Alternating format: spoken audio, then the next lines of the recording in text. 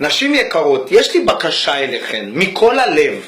כל פעם שאתן באות לצעוק על הבעל שלכם, תזכרו טוב טוב כמה קשה היה לכם למצוא אותו. תזכרו טוב טוב שלכל חתונה שהלכתן, באתם, ישר חטפתם את הכוס יין, שתיתם שלוק בתקווה שזה יביא את הברכה ותמצאו את הבעל הנכון. לקחתם את הכוס השבורה, שמתם אותה מתחת לכרית, הלכתם לישון איתה. בכל ברית מילה.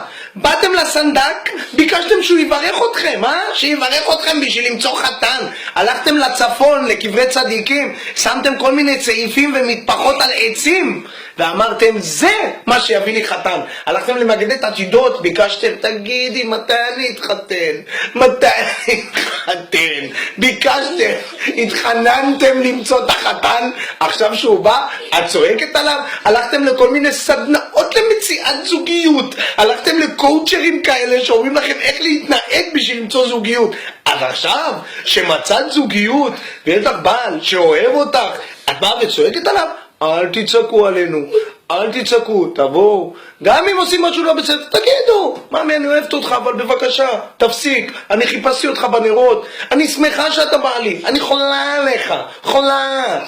די, תהיו בכיף, בלי צעקות.